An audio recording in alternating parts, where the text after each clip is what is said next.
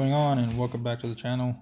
What we're doing today is I'm going to show you a few video clips of time lapses of me installing the door pins and realigning the doors.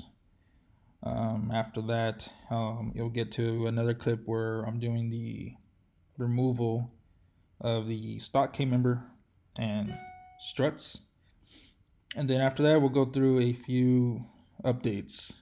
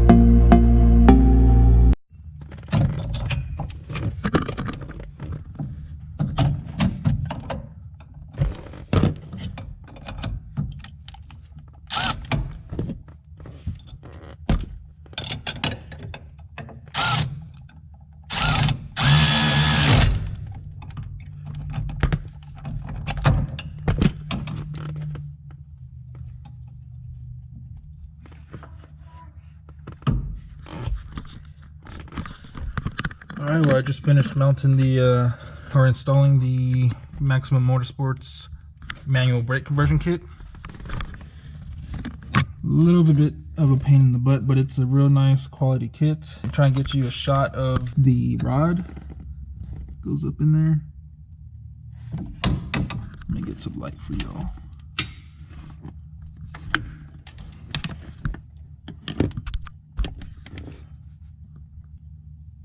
There you go. There's the rod that goes actually to the master cylinder.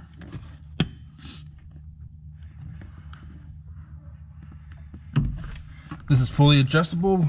The rod is adjustable and the pedal position is adjustable. You can go up and down, front and forward. So you can have a high pedal or a low pedal depending on how you feel.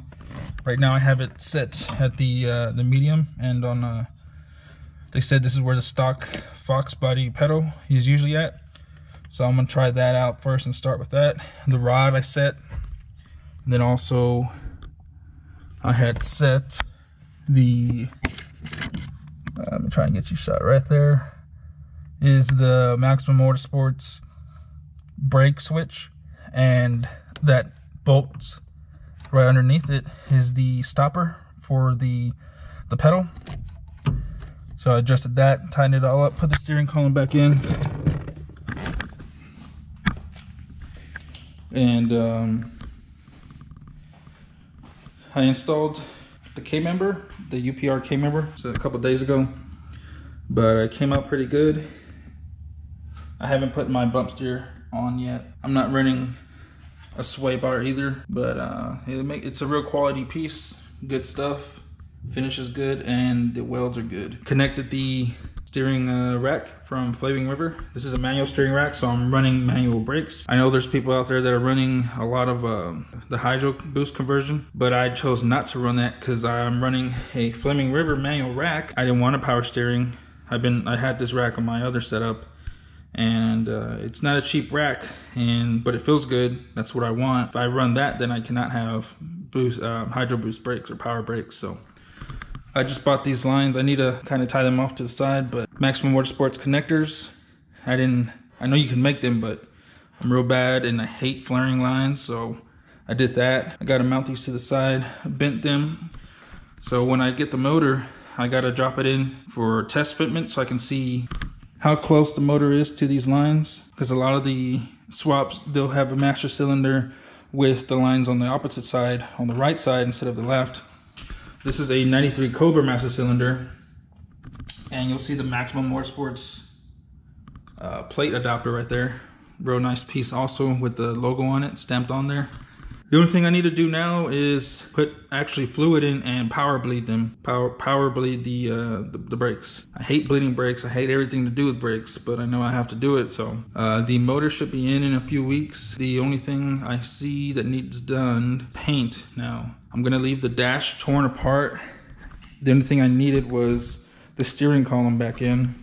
That's back in because I'm gonna need to steer it, because I have we're gonna be doing body and paint this weekend coming up. So I had a buddy of mine come over in about a week and start the body work here in my garage, and then he's gonna paint the door jambs here, and I'll get that all on video for you guys. And the following week after that, the following weekend, we're actually going to take it to his work at Ford. He works at a Ford collision center, and we're going to use a paint booth there. So that's a lot better than me painting it in my shop or my garage. So, but yeah, he's going to fix all these seam seals. He's going to rip them all off and put new, so it's going to look real nice. Here too, you know, it just happens with age of the car, you know.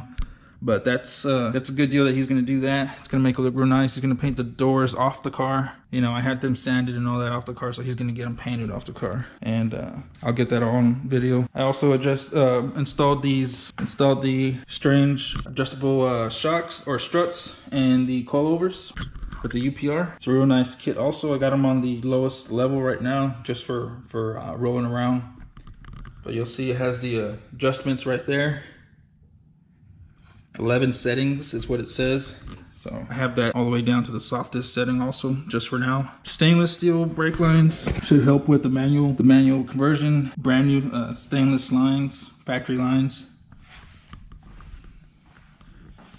So, and then I'm running also the Team Z bump steer rods. So I need to connect those and align the car, the tires. But that's where I'm at right now. Got to bleed the brakes and put the bump steer on, the bump steer kit. So I'll let you guys know how that works out.